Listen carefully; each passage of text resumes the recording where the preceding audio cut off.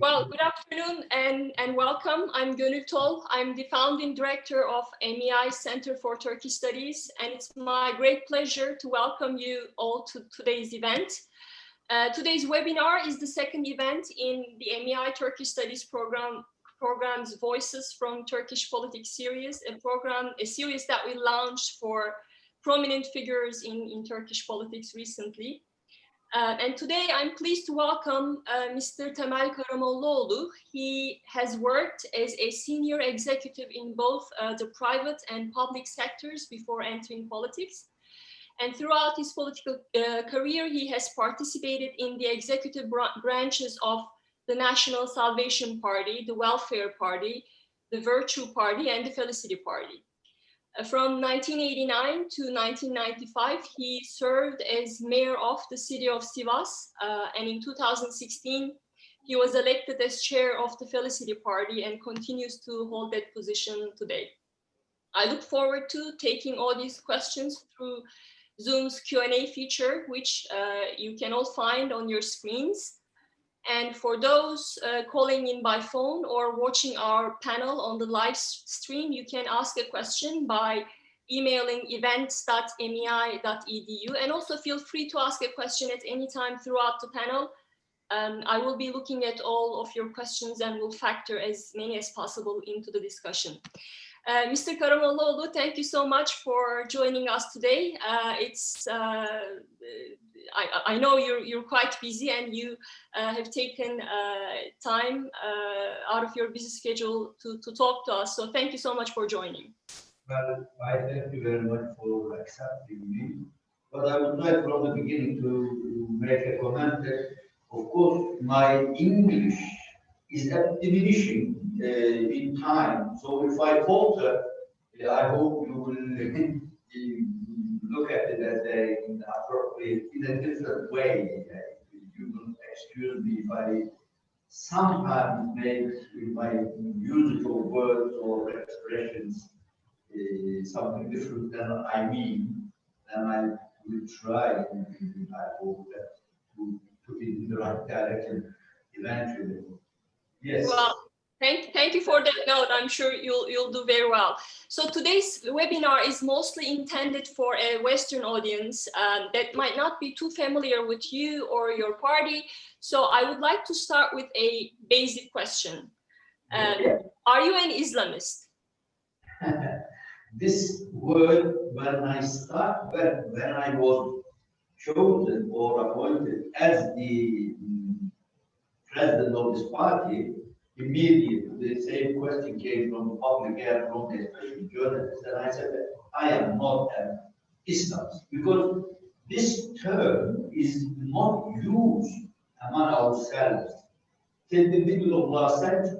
Later on, it was introduced by the Western media and not in a good manner. Generally, when you call someone Islamist, it has something to do with terrorism as well. So I am not an Islamist, but I am a Muslim. And I believe in Islam. And of course, my belief affects and influences my attitude and my policy, which is natural. So how do you define your party then? Is it a conservative democratic party? Well, you can say yes, conservative or democratic, but the point is that these words doesn't mean much these days, because a leftist, if they have been leftist in the past, they are very conservative in that respect.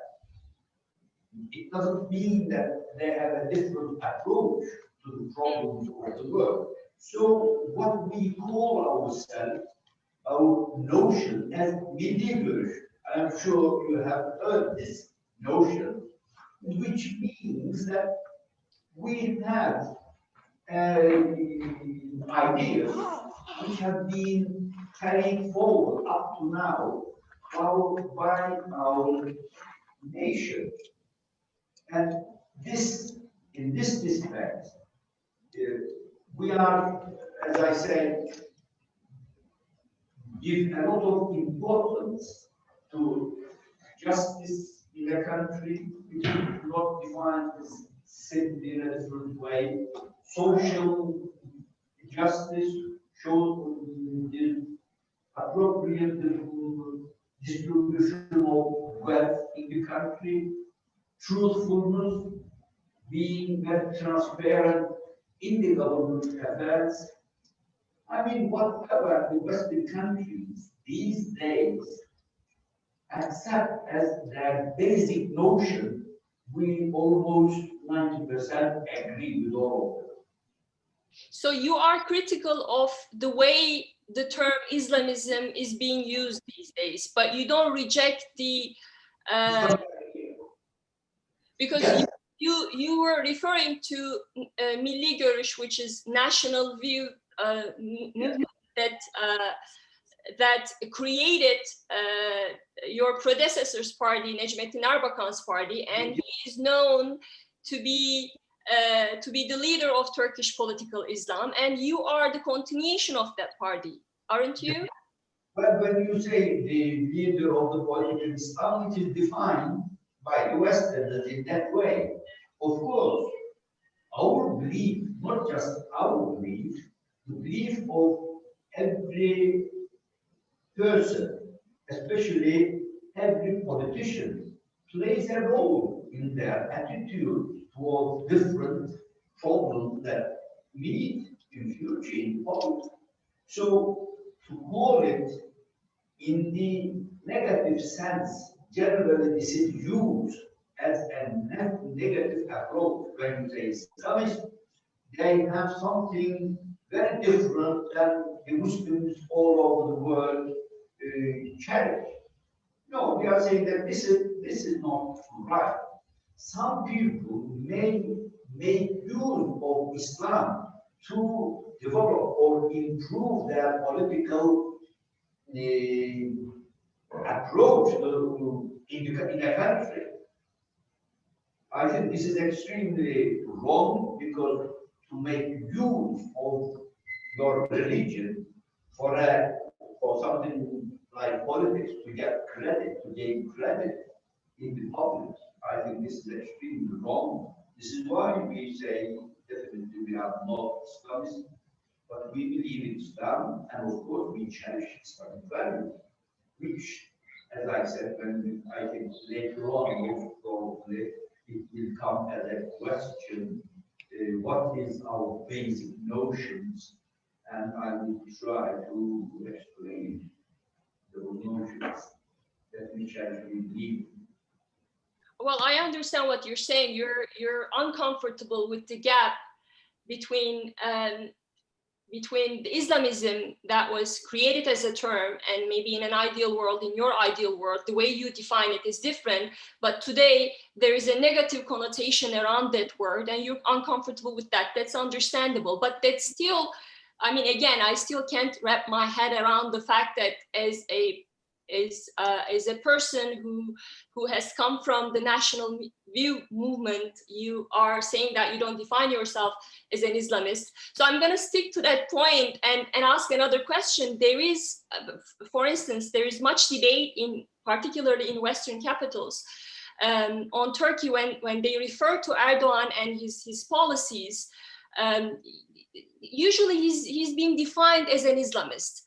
And he's being defined as an Islamist by his opponents in Turkey as well. So what do you say to that? I know you wanna avoid using the term Islamism, but we have to talk about Islamism. And in your world, do you think Erdogan is an Islamist, or who is an Islamist, or what does Islamism mean in your ideal world, aside from how it is being used or misused in the Western world?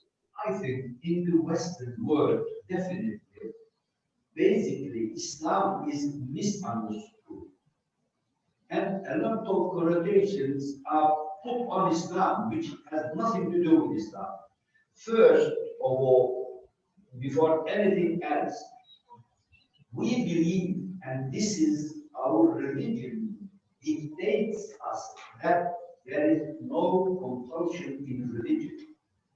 If you look at history all over the world, where Muslims in one time were the powerful group who were ruling those countries, when they left, what was left behind? I mean, look at Spain.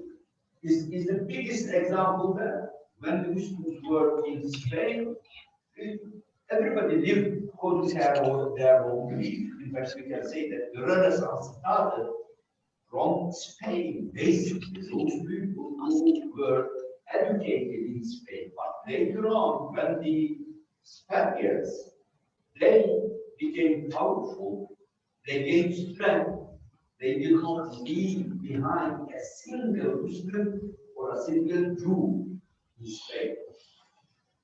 This is, I think, a good example of what our basic attitude as a Muslim and what the Westerners see us. There is a big difference here. So when it comes to Tayyip Erdogan, when he was leaving Milli Görüş, which we define as Milli Görüş, he said that first, I have, you know, that I have taken the shirt of Milli Görüş. Now, from now on, I am going to struggle to be a part of European Union. This is our ideal. And since then, he has never mentioned Islamic international organizations, never. He has been the leading figure now and then. He was the chairman of the D8 or Islamic Unity Conference or Economic Unity organizations in Central Asia, including Central Asia. He has never made any attempt to improve the relationship among those countries who were members of those organizations. So you should, I think, ask him whether he is an Islamist or not. I should not make a comment on that respect. Well, if I ever host Erdogan, I will definitely ask him that question. But for now, again, the fact that you say you're not an Islamist party is news to me as someone who has been following Turkish politics for some time. So that's why I really wanna make sure that I understand this correctly. So let me refer back. Let me ask you in a different way. Do you think what happened in Iran in 1979? I'm not talking about Iran today. I'm talking about the Iranian Revolution that happened in 1979. Was that an Islamist movement? And what was your reaction to that as a young man, probably? Well, I would like you to make a comparison between the regime of Shah and the regime of Khomeini, who brought this present condition. I mean, definitely the regime that was applied by the Shah was more oppressive. People did not have the freedom of thought, freedom of belief, freedom of whatever you can say, press. But now that at least there is that type of freedom. Some people may agree with the policies of Iran and some may not. But when I make a comparison, they have certain mistakes. They have not solved the problems of Iran altogether. This is a mistake, but this has nothing to do with their belief or understanding, I think. They have not been able to be successful, for example, in economic activities. In foreign relations, they tried to gain ground, but they have not been very successful, but they are trying to be a part of Europe, the world. They never disregard the non-Muslim countries that they should not have any relationship with them. So when you look at from that angle, they are more successful than Shah, from my point of view, the way I analyze what has happened. So I understand you are saying that the Iranian regime might have made mistakes, but what I'm trying to get at is the question that whether the 1979 Iran-style Islamic governance, is that something that you have promoted in your career? No, we have different approaches. I mean, there are some basic differences as well, as you know, between Shia and Sunni Islam. Aside from These differences, yeah, these are differences. Certain approaches could be different, but I would not like to make proper comment on the policies of those governments. But as I said, Iran had made a decision. They have been partially successful and partially they have not been very successful. But the attitude of the some Western countries, especially the United States, I think I would, how can I say, the Europeans have a very different idea than the United States towards Iran. So I would, for example, not like really to support the attitude of the United States because they do not want to give Iran any chance of making progress in different fields. I mean, for example, I believe that when they said in nuclear field, they do not believe in making a nuclear bomb. I think they believe in this, and they are sincere in their belief. But the United States says, no, I do not accept this. They could make very easily a nuclear bomb. Well, a nuclear bomb is a danger for the country as well. If you cannot deliver it to the other side, it will explode in your own hand, in your country. So this is my understanding, right? We'll get to your views on foreign policy, but before that, one last question on this topic, which is, so in your world, in your views, what is the ideal relationship between politics and religion? In other words, should religion guide government policies, and if so, in what form? You know, this is a question that is created, unfortunately, by the Western countries, because their approach to religion is very different. They have been always very dogmatic. And unfortunately, Christianity and Judaism as well, they have very dogmatic beliefs. But in our belief in Islam, the influence of Islamic ideology to the politics, day-to-day policies, which is applied in the countries, are the policies that are accepted by the Western countries as a matter of rule. As I said, the basic rule is the justice, basic. Because in our belief, it is said, declared that haq, that means justice, is the foundation of the state. Freedom of belief, freedom of speech, freedom of life is again accepted as the basis of a country. The people who have different beliefs in a country, they can live according to their own ideas and to their own belief. For example, the attitude towards the public, that you should have really a fair distribution of wealth in a country. Some people being very rich, extremely rich, and the others are exploited. I think this is extremely wrong. And all these ideals and good ethics, moral values, being transparent in the government, these are all values that now have been accepted by the Western democracies. I am not saying that they are applied, but they are accepted. Because there are double standards later on, I may mention when the time comes perhaps. This is dictated by our own religion as well. Just because our religion says this, dictates these understandings to us, well, we have nothing to do with Islam. No, understanding of Islam is different, as I said. understanding of religion is different in our countries and in the West. This is always misunderstood.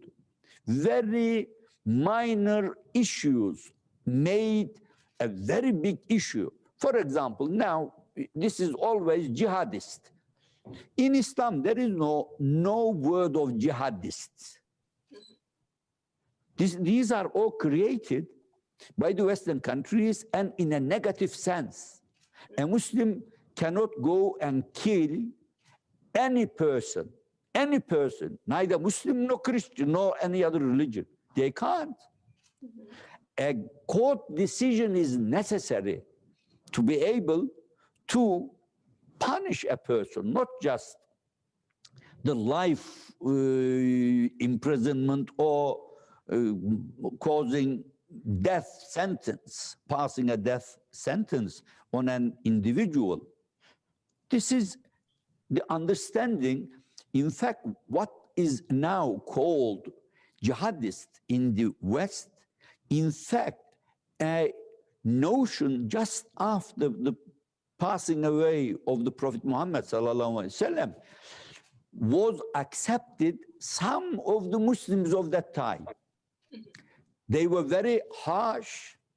Every word in the Quran was translated and understood in a special way, and they thought that they have the right to kill any person that they may meet who do not agree with them on that specific issue. This we lived through in the past as well, but Muslims in general never accepted such extreme views in the governance of any country. So it is natural for us to be influenced by these values, which we believe that emanates from our belief from Islam. So Islam, in your view, only provides a code of ethics for the rulers and nothing else. It shouldn't be codified in law. It shouldn't guide legal code. It shouldn't guide family law. Is that what you're saying? No. These can be, but these are all specific to those people who accept Islam. If they do not, they can have their own way of life, and the other side, they have their own way of life. I mean, I am not saying that this should be altogether excluded from our way of life. I mean, capital punishment was applied very rarely within this last 600, nearly 400 years, 1400 years, since the establishment of Islam in the world. And some of the punishments were very specific, and it was not applied throughout the ages. This should be known. Yes. Well, next question. The AKP and Erdogan have been in power for almost 2 decades now. And when he came to power, he promised to battle 3 things. He promised to battle poverty, he promised to battle corruption and repression. Yet Turkey has a poverty rate of 28.5%, which is higher than any other country in the OECD. Unemployment rate stands at 14%. Corruption has never been this widespread in the history of the Republic. The AKP government has become the most authoritarian government in Turkish history. So there's a debate. I know you don't want to talk about this whole the branding of Islamism, but in my opinion, Erdogan, as a leader who played a prominent role in the country's Islamist circles for 4 decades, has dealt a much bigger blow to the brand of Islamism than Kemalists could ever dream of. Would you agree with that statement, Erdogan, I think, if he really gave emphasis to Islamic belief and understanding, he should first, the rule of law prominent issue, the most important issue in the country, as you have said. He has no care about it. The distribution of wealth, there is no attention paid to this fact. As you said, unemployment is at present 14%. But actually, those experts, they go up to 24%. Some of them go up to over 30% of unemployment. And our foreign debt is gone up to over $430 billion. There is always deficit in the budget, in the government. Internal debts is gone at least twice the national income, more than twice. When you have the government, the state, the enterprises, and the individuals. These are the issues that, unfortunately, Erdogan has not been successful. The investments in Turkey basically were made in the infrastructure, roads, railways, bridges, tunnels, airports. I mean, these are necessary for a country, but the investment should go head to head with the investment into production, in industry, in agriculture. If you neglect that, what will come out is the conditions that we are living in now, unfortunately. He has not been successful. And we cannot put the blame on the Islamic understanding or Islamic belief. This is his understanding. If he thinks that this is Islamic, that means he doesn't have any idea of Islam, what Islam is. When we are talking today, in this day and age, we believe that, as I said just before, justice is the priority. If there is no justice in a country, there is no Islamic understanding. I mean, the ruler or the leader or the president, the king, caliph, whoever he is, he may pray not 5 times a day, 15 times a day, but his policies will not be Islamic. Prayer does not grant, or how can I say, give protection to his wrong policies. Because of this, as I said, it is the approach in general to the governance, understanding of governance in Turkey or in any Islamic country, any Muslim country, unfortunately, is misleading. And I accept, I mean, some of the Westerners, perhaps you yourself may say that, I mean, if Islam is such a high value, indoctrinates on the Muslims, why the Muslims are leaving their own countries and going to the West?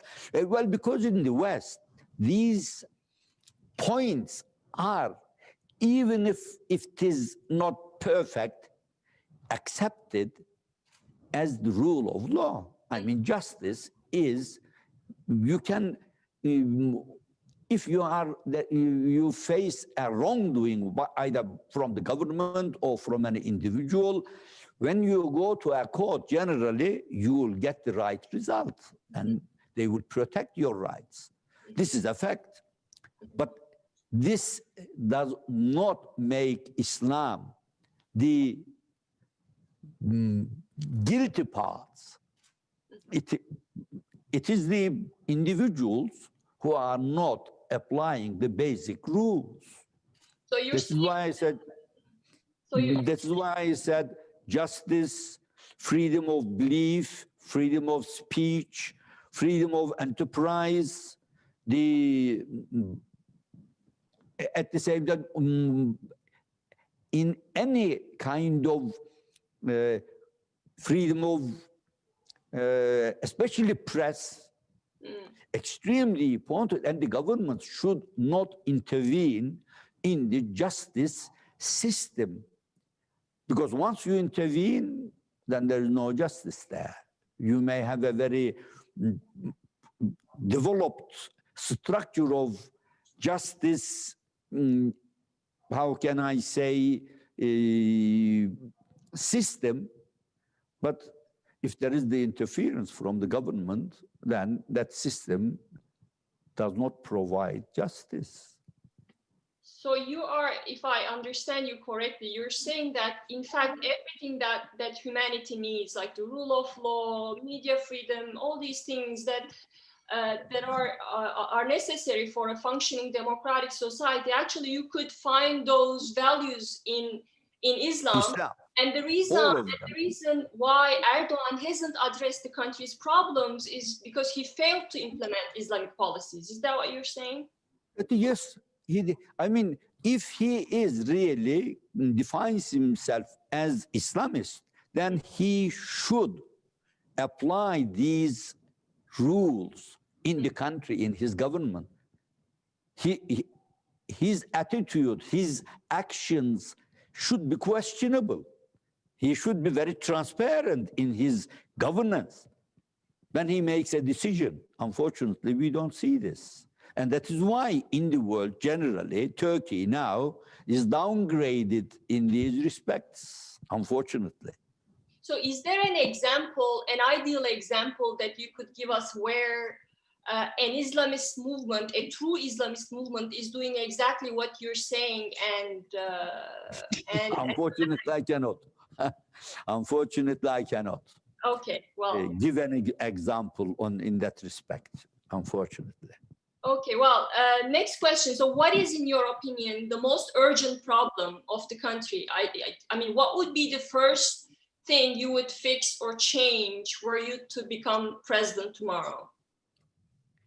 Well, in fact, the basic thing is the, unfortunately, causing disruption in the public.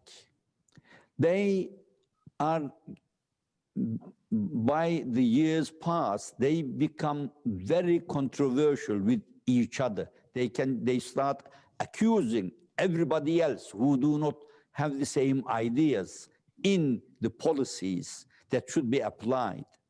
This causes a basic problem. That's why we should, as politicians, change our attitude, change our approach to the problems. We should be able to speak, but at the same time to listen to the people who do not agree with us, who may have different ideas.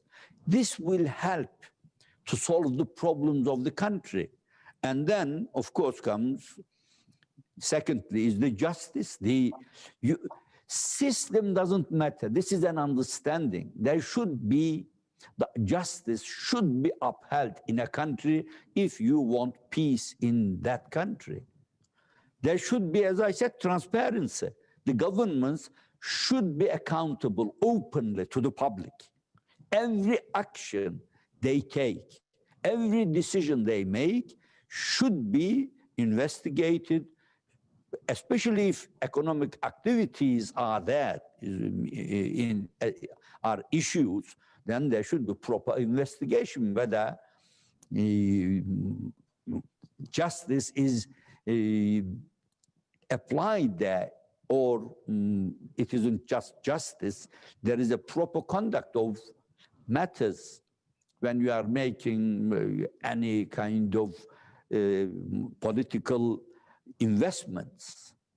The public should know where that money is spent, lira by lira in Turkish lira, cent by cent. These are the most important issues. As I said, afterwards, though, immediately, Turkey should change our policy of investment. We should stop spending money on infrastructure or on buildings. We should allocate all our resources to agriculture and industry. Otherwise, we will not be able to solve our problem. I mean, the unemployment will be solved with such a policy. The foreign debt only can be paid if we can improve our exports or diminish our imports, then we'll be able to pay our own foreign debts. And the wages of the workers, especially the low-level workers who are getting very low income well, I think they should increase at least, from my point of view, twice or 3 times. Of course, it will not happen in one night, but through certain 10 years, within 10 years, this can happen easily. So the investment policy is extremely important, and of course, the foreign policy as well. Turkey managed to alienate almost all the countries. I mean, this is, whether it can be considered as a success or not, but this shows that in the foreign policy they have not been successful. Well, we'll get to foreign policy, and I have to say, as the daughter of a farmer myself, I couldn't agree with you more on the need to invest more in agriculture. And now I want to ask a question about, in my opinion, another very pressing issue, which is in 2020, 205 women in Turkey have been killed. In 2019, 417 women died in domestic violence cases, according to activist reports. In 2011, Turkey signed a European treaty, which is commonly known as Istanbul Convention, to prevent gender-based violence. Now, Erdogan wants to withdraw from the treaty, and your party supports that. So my question is, why are you opposed to a convention that prevents women from getting killed? Well, I think the Istanbul Convention, it has the name that to prevent cruelty against women. As you have said, Turkey signed this agreement, made change in certain laws, but was not successful in preventing terror against women. But it wasn't implemented properly. This is not just in Turkey, in the world in general as well. Those who have signed the Istanbul Agreement and who did not. I mean, it doesn't come into issue, but in the United States, especially oppression of the women in certain cases is more harmful than in Turkey. The figures, certain figures, of course, in the United States, men get sometimes punished as well if the woman is a bit, it seems, is stronger than the man. But in 2 points, we think we give a lot of importance to 2 points. One is the prevention of cruelty against women. We should approach the problem in a wider area, not just punishing the person who is being cruel to his wife or to women. There should be steps taken in education, in training, in social behavior. I mean, this needs a whole range of issues to be taken into consideration. So we think that this should be taken from scratch. Again, why we have not been successful in preventing cruelty against women, then we should approach this point in a wider sense. Socially, as I said, psychologically, in educational fields, on television, certain programs perhaps, or in communities, this should be taken into consideration. But at the same time, there is another, from our point of view, important issue, that is the protection of the family. Now, when it comes to family, there are a lot of definitions. I do not agree that family is established between a man and a woman. You can say that two men come together and they can have a family. No, that is not a family. They can be, they are coming, deciding to live together, that's all. Or two women. It is not a family. You cannot consider it. Family is the basic kernel of the society. The population increases by the family. But what role? I understand you have a distinct definition of family, and I understand that. But my question is, what role do women play in your definition of family? Oh, in my definition of family, of course, I mean, some of the points that I will be putting forward could be considered very idealistic. But in our belief, man is a part of the family, but the most important person in the family is the woman. In our belief, paradise lies underneath the feet of the women, not of man. Well, that's a very sweet thing to say, but when it comes to... I know, as I said, you will say this, but this is a fact. If there are discrepancies, then we should take those points into consideration and try to solve. I mean, the other day I was talking, and there was a group who visited me. The leader of the group was a Catholic. And I said that in our understanding of family, family is not established in the understanding of Catholicism. No. If the family, the couple are not able to carry it further, then there should be separation. They can separate. This is a rule in our belief. You cannot force them to live together if they cannot live together. So we have to find a way of solving the problems that arise between men and women. But the value of women never is less than the man. This is our basic understanding. The values are different. I mean, the attributes are different. I mean, they are now trying to do something which is very abnormal to my point. I mean, a woman bears the child. A mother bears the child. In an artificial way, you can plant something in the man and then he can have perhaps a child as well, but I cannot call him mother. That is different. That is a different understanding.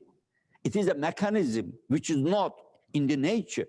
We have to respect to the nature as well, to a certain degree. Some people get very aggravated when we talk about the nature. So don't talk to me about nature. Why? Nature is a fact, a living fact. Nature means that we are living through. So that is why we said this was misunderstood. We are not talking from now on about the agreement of Istanbul Agreement. We are talking about the oppression of the women, that we should take very proper precautions to prevent this oppression. Secondly, we should encourage the enhancement of the family. Then you should support the Istanbul Convention. You are criticizing that the Istanbul Convention hasn't addressed the problems because it hasn't been implemented. No. And also, and you mentioned the childbearing, in your opinion, is a women's primary responsibility. That is problematic. And also, I mean, women's role, I understand. I'm sure you love your wife, you love your daughters. But women's role in social, political, and economic spheres is what is important and being discussed here. And the next, I also want to say, I mean, Istanbul Convention, in my opinion, is about keeping women alive. You talked about, well, we shouldn't just punish and we should do this. I'm all for it. You're right. But Istanbul Convention is about keeping women alive and preventing domestic violence. And there is no clause attacking the family in the Istanbul Convention, and no clause promoting homosexuality. And by the way, and also it could be an effective tool to prevent domestic violence against the LGBT people.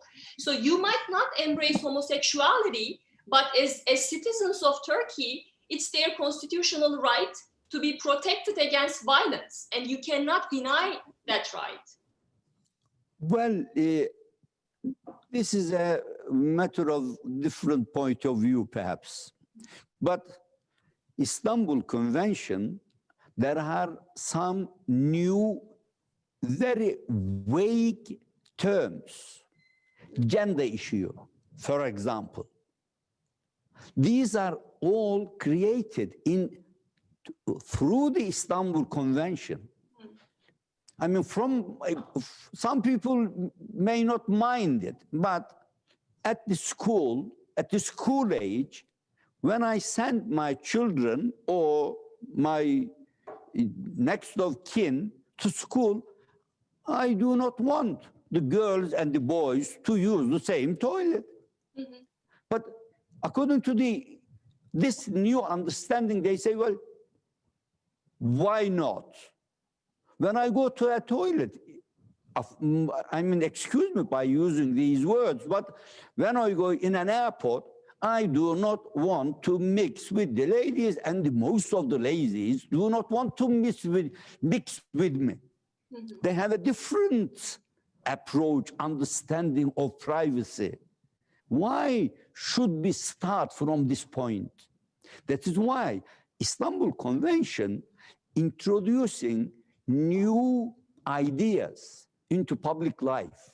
And later on, this will definitely have a negative effect on the society, and it will create new problems. This is our understanding.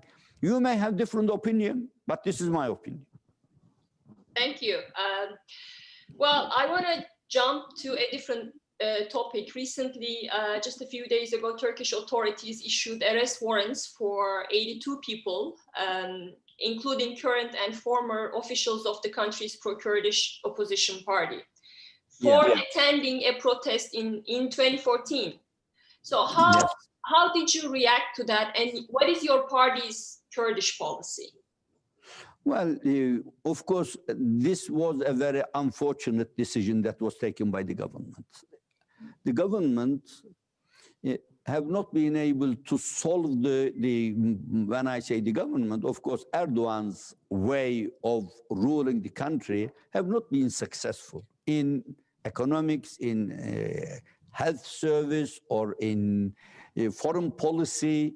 I think he has not been successful. And sooner or later, the ballot box will come in front of the public.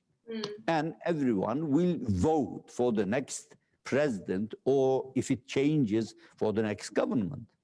Now, by bringing into issue, there are certain points that were, in fact, not in the public attention at present. It was not taken. I mean, no one was thinking about Kobani. Suddenly, this was an issue. Now, public are talking about whether it was right, wrong, or some people made certain mistakes. This is just to divert the attention of the public to a different sphere. And I think it has not been successful. It was wrong. The government should not have taken such a decision, especially people who are known as very mild people in the Kurdish issue. They are under custody. I mean, one of the ex-MPs was our candidate in the last election. He was taken, Altantan. He has been against terror from the beginning. He made his views very clear. He is now under arrest. And this cannot be accepted, and we do not agree with the policy of the government in these issues. This was wrong. And this gave to the outside world, again, a wrong present, wrong perspective of the Turkish country now, Turkish president, well, government as well, you can say. So what is your party's solution to the Kurdish problem? The Kurdish problem, I mean, first, we should always make it, when we are starting the talk in Turkey, we have to make certain points very clear that we do not agree with the idea that Kurdish problem can be solved through terrorist activities. We are against terror. And these terrorist activities, unfortunately, are supported by the Western countries, by the United States, by Russia. This is wrong. We should be able to solve the problem among ourselves inside Turkey or inside any other country, but not by force, not by using weapons and killing people. We should be able to talk. How it will be solved? Of course, it is nearly 100 years now this issue has been on the agenda of the Turkish Republic. In the past, it was in a different way, but especially since 1960s, especially from 1980s, it had changed the form. Terror has been the main method of solving the Kurdish problem by certain Kurds. I think the Kurds are ready. I am a Turkish person. We are ready to live with Kurds together. We have been living for centuries.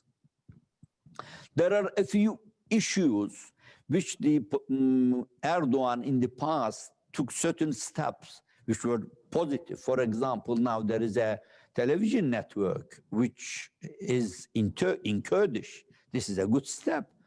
But in the local politics, if the people decide to choose a mayor among themselves, if immediately you accuse them of terrorist activities and conspiracies and then take them off duty, appoint someone from your own point of view, which will serve the public, of course, this will not help to solve the problem. And I am sure in future we believe in this, that this issue can be solved. And we are the most, how can I say, assertive political party. I think we can solve that problem better than or quicker than all the other political parties. So does that mean that you are ready to address Kurdish demands? Kurds have been complaining about this ethnic definition of Turkishness in the constitution and the vague definition terrorism law, and they have language demands. Yes. And they want decentralization. So does that mean, you just said that you would be the ideal party to fix Turkey's Kurdish problem? Does that mean your party would address those demands? Of course, we should be able to come together and speak. As I said, the first issue was that terror will not solve our problems. Second issue is the unity of the Turkish country. And everybody should have respect to this. That Unitarian. Yeah. Unitarian, yes. We should be able to live together. And if there are certain problems, then we should be able to solve. In fact, you know that Professor Erbakan, because of his approach to this point, he was forbidden from the political activity for a very long time. Just because he said that between Turks and Kurds. In fact, of course, the definition of the Turk, in fact, does not make any reference to a race. In Turkey, it is mentioned very openly and clearly that the people who live in Turkish Republic are Turks who are a member of this republic. Whether they are basically either from Macedonia or Yugoslavia, wherever they may come, or from the eastern part of Turkey, still they are referred to. But when you are referring to them, they in Turkey, as you know, sometimes they say Kürt Hasan, Çerkez Ethem, bilmem falan. This is just a definition to make them, we are not against their basic family ties with the past. That can be used, of course. But that definition obviously have institutional. Yes. But let's go back to, you mentioned Erbakan. Obviously, Erbakan's approach to Kurdish problem was problematic, and that's something that Erdogan has employed in the past, and it failed to solve the problem because Erbakan and Erdogan approached the issue from they stressed the common Muslim identity and disregarded Kurds' ethnic demands, and that's a problem right there. No, he did not disregard the Kurdish problem. Ethnic demands, I mean. No, yes, from the ethnicity point of view, we never disregarded the Kurdish entity, never. Because of that, Erbakan said that if you say that I am a Turk and I solve my problems on our own ideas, that is why I have a priority over everybody else. A Kurd will say that, well, I am a Kurd, I will solve the problems better than you do. Just because of his words, as I said, just these words, he was forbidden from political activity for a long time. He was punished. Let's switch to foreign policy. Referring to Turkey's aggressive tactics in the Eastern Mediterranean, you recently criticized Turkey's belligerent foreign policy approach and underlined the need for diplomacy. So what's, in your opinion, the most urgent problem to be fixed on the foreign policy front? I think in the foreign policy, at present, I think the Erdogan's government do not have any basic principles that they will, if they stick to that, they will be successful. They are floating. For example, in Cyprus, to become a member of European Union, they said northern Turkish Cyprus state should join with the south, and there should be one country in one state in Cyprus.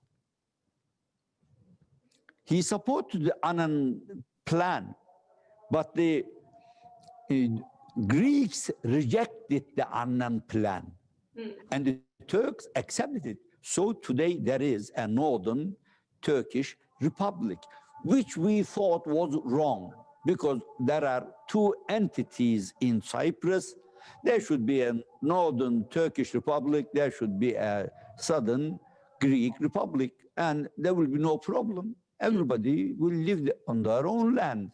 Why should be, by force, one state in Cyprus? This is just one of the issues. And in other points, for example, in Libya, they were very dubious. At the beginning, they were not very sure. They were against the approach of NATO and France. Later on now, we come to a different state. We support the government which is accepted by the United Nations as the legitimate governments of Libya. But the Americans, the Russians, the France, they are all against it. Turkey is left in between, in the Aegean Sea. I mean, Greek government is really broken all the rules and laws, agreements that we made with them in the past. They occupied all the islands. Whether they are small or big doesn't make any difference. They cannot declare Aegean Sea as a sea of Greece. No, there are, I mean, it prevents our even ships going from Istanbul to Antalya if they declare something like that. They have not been able to, they were not successful. They should have intervened earlier. They were too late after they established their military bases in these islands. Now there is a difficulty, unfortunately. So you think Turkey should have sent its navy earlier? Is that what you're proposing as a solution? Well, they could be, but basically they should have brought this issue immediately. They should have given them a note saying that you cannot occupy those islands on your own without the agreements, disregarding the agreements which was made earlier, starting from Lausanne Agreement. Afterwards, there has been other stages on the small islands which exist in the Aegean Sea. And if Greece doesn't... They should have taken at least an initiative at the beginning.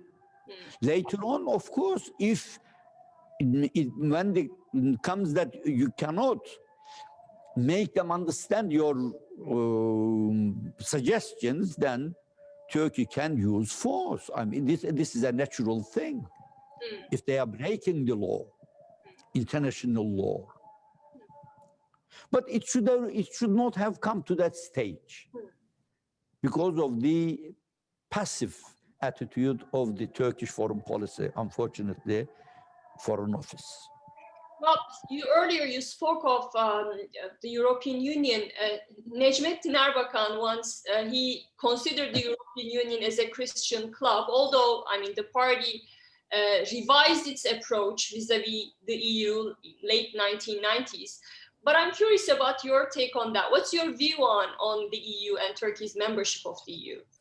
Well, Turkey can become a member of European Union, but let me make it very clear. European Union is a Christian club. Because, I mean, at the beginning, there were very few members of the European Union. Later on, those countries who were separated from Russia, they gained their freedom from Russia, the Romania, Bulgaria, Yugoslavia, Czech Republic, now they have Czechoslovakia, it used to be different, Hungary, Poland, all of them have been accepted as the member of European Union. But Turkey, only one chapter was accepted for the last now 18 years nearly, or 15 years. The conditions in Turkey, if Turkey was a full member of the European Union, would not have gone as bad as it is now. It could be. But let me tell you, when some of the European countries, the representatives, ambassadors have invited me about 2 years ago to a dinner to talk about these issues. Now, what I told them, I will now tell exactly my ideas here as well. I said that unfortunately, Western countries for centuries fought among themselves continuously. 100 years passed between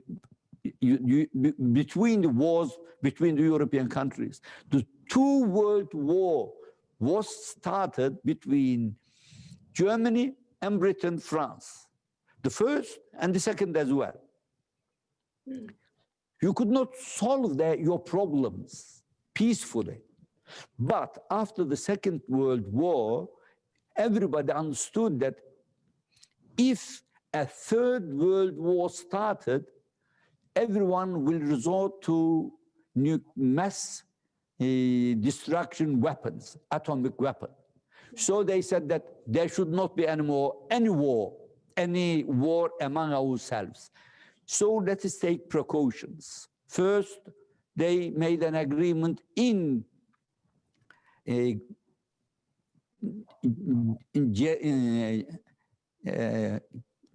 Geneva, yes, it was in Geneva, about the conduct of war. Every country should follow certain rules. They should not oppress the captives. They should feed them. They should treat them as human beings. Secondly, they said, well, in fact, in the world, there is what is called now a human right. We should abide by the human right. Let us establish a court in France, in Strasbourg. Third, they said, well, we do sometimes disregard the certain rules among ourselves. Let us establish a court of justice in La Haye, Den Haag. And there was peace in Europe, but after 70 years, people who are ruling their countries forgot the wars. Now, there are problems now arising among themselves again, which could lead to war. I mean, Britain, without quarrel, said that, well, I am leaving the European Union. They just went away. Now there are problems of how they will adapt to the new atmosphere. But these rules, which I just mentioned earlier, was incumbent in our own belief. Human rights, you cannot disregard human rights. Justice, you cannot disregard justice among the countries as well. There are 4 points we emphasize. One of them, unfortunately, Western countries, they cannot leave the colonization understanding of the poor countries. They say, this is our right. We can go occupy Africa, America, or Asia, and we can exploit the natural resources for our own. Because for the last 300 years, Africa did not develop because they were, unfortunately, made use of the stronger countries, and they have double standard. I mean, in America, this is obvious. So you are, sorry to interrupt. Basic rules. Why I am mentioning this, these are, if we want peace in the world, we should abide by these rules. There should not be any kind of, I mean, we should talk about democracy, freedom, and then we should support a dictator. I mean, how can this happen? So we're running out of time. So to recap what you just said, so you're saying that EU is overrated. They haven't lived up to their own standards. So let's just break it off. Turkey is better served, not being part. No, in that respect, we have what we said, especially Erbakan said, we can be a part of European Union, but we have our relationship with some of the Muslim countries. We have certain establishments. We have D8, for example, countries. We have certain agreements how we should deal. Just like Britain and France, they did not want to break their relationship with their countries which they occupied in Africa. Well, we said that we have not occupied, but we have a relationship. Let us continue our relationship with those countries as well. This was the only point that Erbakan put forward. Yeah, actually, I was going to ask about that. He promoted this idea of an Islamic Union, a union of Muslim countries, a union led by Turkey. That was the idea. But given the divergences among Muslim countries today and the skepticism in the Arab world vis-a-vis Turkey, do you think it's realistic under the current circumstances? I mean, if you were the president, what would you do to realize that Islamic Union under Turkish leadership? Well, Turkish leadership, it is not just a Turkish leadership. I think countries who have relationship, historical relationship, it is natural for them to come together and try to solve their problems. This is a natural approach. I mean, not just coming together who have a base in past history. I mean, Britain has not forgotten their dominion. Still, Canada, Queen is the Queen of Britain, the Queen of Canada as well. Well, it may be symbolic, but still, in Australia, Queen is the Queen of Australia. And other, South Africa, they broke away and then they came in afterwards. India, other countries, they carry on with their historic ties. They don't want to break with it. Well, we do not want to break with the countries we had historic relationship. Turkey, because of the past history, it has the priority, it seems to be, but I do not think that Turkey should be the only country. We should come together. We should establish the basis of what we have been talking about. Democracy, you can say, rule of law, you can say, freedom of belief, understanding, you can say, the transparency of the state, you can say, whatever. But we should apply these principles in our own countries. But we should develop our economic relationships as well, which is natural. We should be able to come together if there are any international problems to solve, to approach the issue from a mutual point of view. This is what we are trying to do. Believe me, in the West, there is a misunderstanding of Islamic understanding and Islamic attitude. Basically, all the problems arise from that misunderstanding. The way you describe Turkey's role in the region sounded very much like Ahmet Davutoğlu. So I have a question about that. He had a very particular view of the Arab uprisings. He saw them as the end of illegitimate regimes that would give rise to the Islamists. So what's your view of the Arab uprisings? Did you see them as an Islamic awakening? Well, I don't know the context of Davutoğlu, what he in general said, but it was understood as an awakening. Unfortunately, later on, everybody saw that, in fact, this was not an awakening. It was imposed by certain countries to cause problem in these countries. Apart from Tunisia, there is chaos in all the Muslim countries who tried this.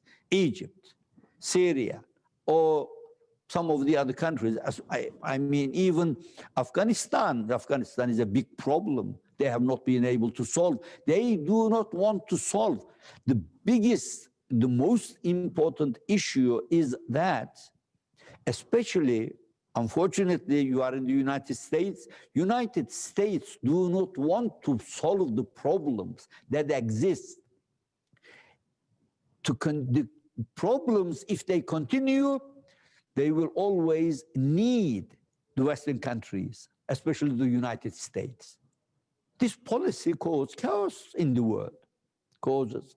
So you differ then, you differ in your assessment of the Arab uprisings from Davutoğlu. So I made a mistake then, because he thought that the uprisings were just a natural the course of history dictated that people at some point rise up to their oppressors, and he thought that that was what was happening. But you're saying that no, it wasn't just it wasn't that, it was imposed by Western countries on instigated, not imposed, but instigated by the unfortunately foreign countries. Because afterwards, what happened in Egypt? I mean, whether the Ikhwan was successful or not, that is a different point. But a legitimate government which came to power by the vote of the demand of the public was disposed by the army. And the United States was behind that army. I mean, how can be compatible with democracy, understanding, or rule of law? That's this right. Is double standard. So do you think the Muslim Brotherhood in Egypt made mistakes? Well, most probably. Basically, I have not studied what happened, but especially democracies are very fragile in this type of countries. Only, as I said, in Tunisia, they are trying to accommodate democracy with their understanding of governance. And it seems at present they have been successful. Ghannouchi did not insist being the president, being the ruler. He said, no, let's talk, let's come to agreement, discuss the problems together, then we'll solve. This is the right approach. And in Morocco, I mean, there is a kingdom, but still there is a democratic understanding. In Morocco as well, the rulers, now the government is established basically by a party which cherishes the Islamic ideas, Islamic values. And there has been no problem. Ikhwan, whether they made any problem in Egypt, they may have done. But in Muslim countries or the developing countries, the basic problem is the attitude of the people who come to power. They do not grasp what is happening, and they want to impose what they understand. And that is wrong. It will not solve the problem at all, and it has not done so. What was your take on Turkey supported Muslim Brotherhood link groups in the region? Did you support that? Well, I mean, Muslim Brotherhood is composed there of very different type of people. They have very different ideals when it comes to the basic, to values. They were very novice in governance. That is why they made certain mistakes. Even now, they are making certain mistakes in other parts of the world as well. I mean, in Syria. Now, there is a chaos, bloodshed in Syria. They made the mistake. And the Turkish government made the mistake of supporting them. What was the mistake that they made? Uprising. I mean, once you decide to uprise by a military uprising against the rulers of the country, there will be chaos. Uprising will not solve the problem. There will be bloodshed, and the bloodshed will make the conditions worse than it was. Just like in Syria, we can see this, obviously. In Egypt, Turkish government could have been, should not have broken all the relationship with Egypt, I think. Because with Sisi, with the Sisi government, I mean, I will not support him. I do not think that he is really the needed ruler of Egypt. He is oppressing Egypt today. But government to government, if there is a relationship, then you can soften their attitude, their approach to the problems. This is what we need. In the Islamic world, generally, the Muslim countries and Muslim politicians, thinkers, academicians should dedicate themselves to the understanding of behavior, approach to the problems of the country. If not, because we help really to increase the chaos in the countries. One final question. You said that in a recent interview, Turkey should not pursue a policy that's dependent on the United States. What do you mean by that? Well, United States, especially lately, made a lot of mistakes. Today, I mean, Trump, even in his own country, he is saying now that if he loses, most probably he will not accept the results because there will be some interference in the election. I mean, with such a mind, it is impossible to come together and understand his ideas of governance.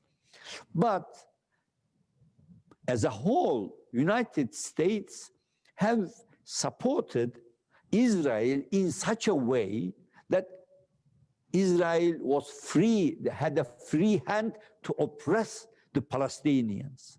This is the biggest mistake. I mean, when the state of Israel was established in 1948, the conditions where the Arabs were staying, how the country was occupied by the inhabitants, Arab and Israeli. And look at the map now. They are by force evicting the, unfortunately, Palestinians, and they are without any land. They are saying that, well, you have a state.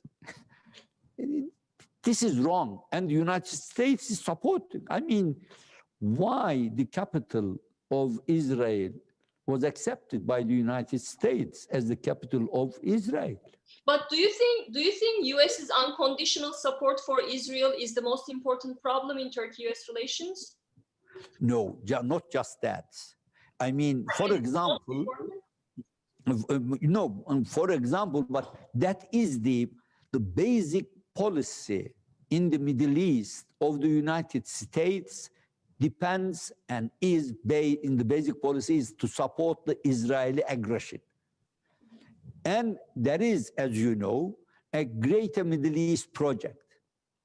The maps were published in Pentagon magazine, and they said that, well, that map was just the idea of a colonel. No.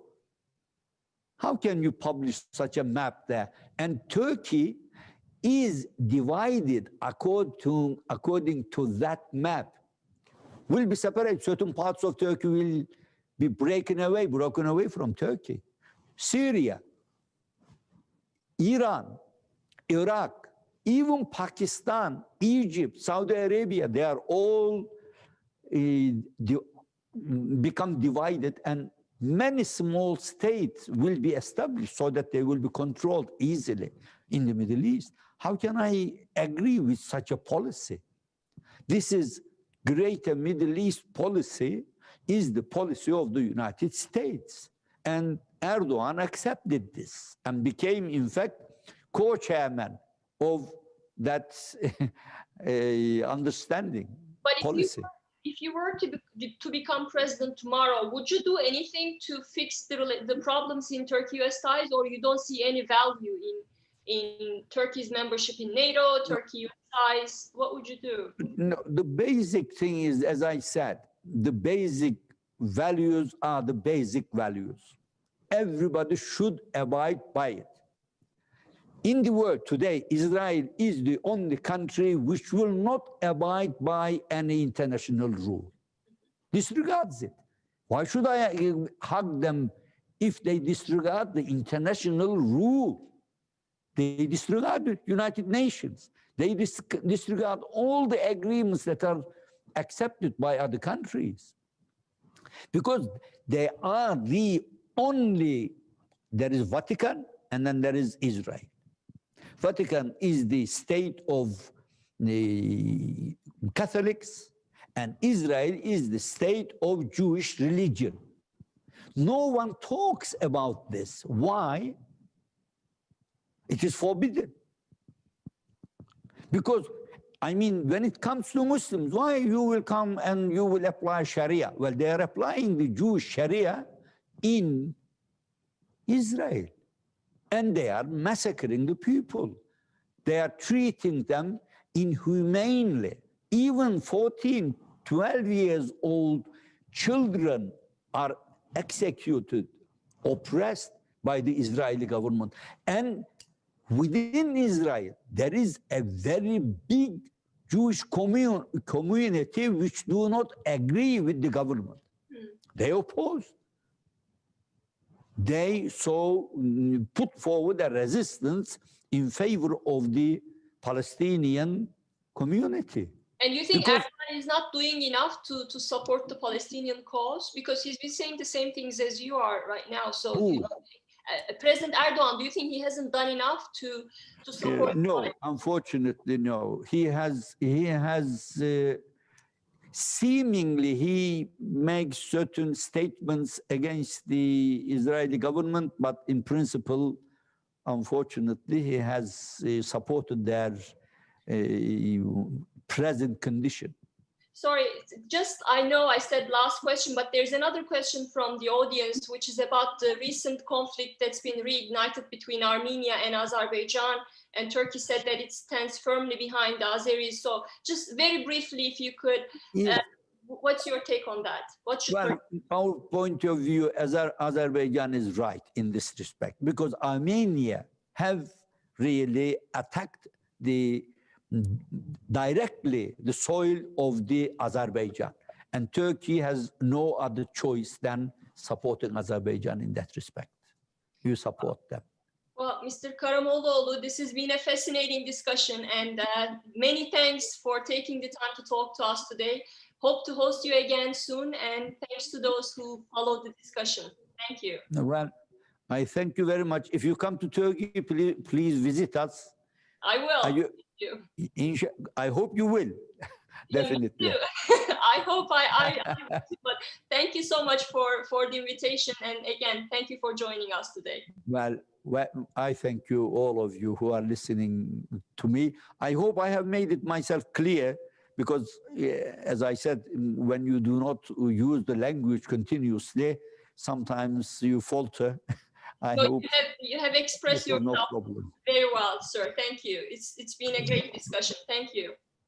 Well, I thank you very much, Gönül Hanım. Thank you. Bye.